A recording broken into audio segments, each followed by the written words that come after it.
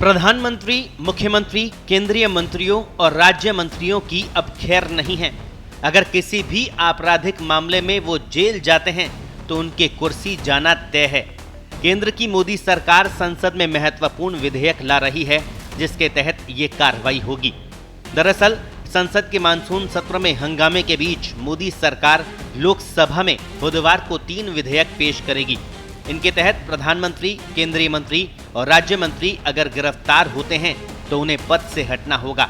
वहीं ये नियम केंद्र शासित प्रदेशों के मुख्यमंत्री और मंत्रियों की गिरफ्तारी के बाद भी लागू होगा। सीरियस क्रिमिनल चार्ज में डिटेन होने पर भी उन्हें पद से हटाया जाएगा। केंद्र सरकार बुधवार को जो विधेयक पेश करेगी उनमें संघ राज्य क्षेत्र सरकार संशोधन विधेयक 2025, संविधान 130वां संशोधन विधेयक 2025 और जम्मू कश्मीर पुनर्गठन संशोधन विधेयक 2025 शामिल है।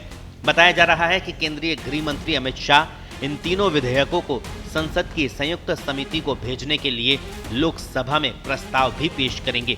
अभी तक संविधान के तहत केवल वे जनप्रतिनिधि जिन्हें दोषी ठहराया गया हो उन्हें ही पद से हटाया जा सकता था, लेकिन नया प्रस्तावित बिल कहता है कि यदि प्रधानमंत्री, कोई केंद्रीय मंत्री, कोई मुख्यमंत्री या किसी राज्य या केंद्र शासित प्रदेश का मंत्री गिरफ्तार होकर लगातार 30 दिन तक हिरासत में रहता है तो उन्हें 31वें दिन इस्तीफा देना होगा या स्वतः पद से हटा माना जाएगा। केंद्र शासित प्रदेश संशोधन विधेयक 2025 के उद्देश्यों और कारणों के विवरण के अनुसार केंद्र शासित प्रदेश अधिनियम 1963 में ऐसा कोई प्रावधान नहीं है जिसके तहत मुख्यमंत्री या मंत्री को गंभीर आपराधिक आरोपों में गिरफ्तारी और हिरासत की स्थिति में हटाया जा सके। इसलिए इस कानून की धारा 45 में संशोधन कर ऐसी स्थिति के लिए कानूनी प्रावधान करना जरूरी है। ये विधेयक उपरोक्त उद्देश्यों को प्राप्त करने का प्रयास करता है।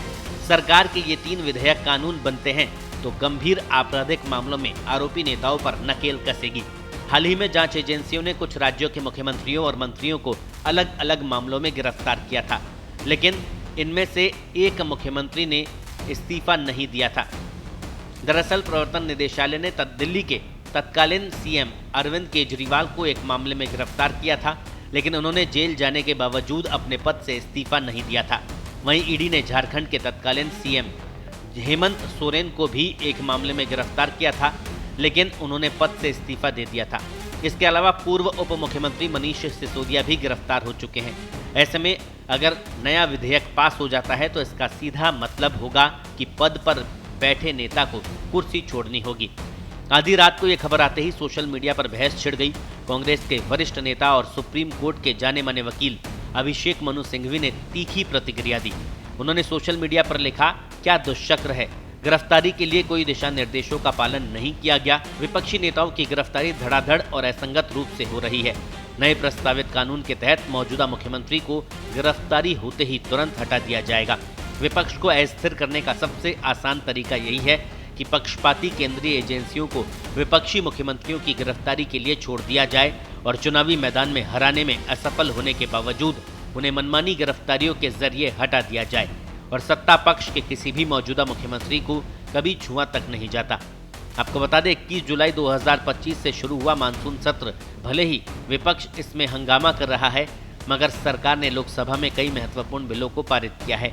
इसमें bills of landing bill 2025, national sports governance bill 2025, national anti doping bill 2025, mines and minerals संशोधन bill 2025, Indian ports bill 2025, income tax bill 2025 समेत कई बिल शामिल है।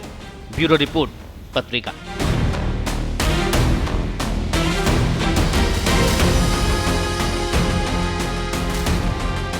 देश दुनिया की ताजा खबरें और वीडियोस के लिए अभी डाउनलोड करें पत्रिका ऐप।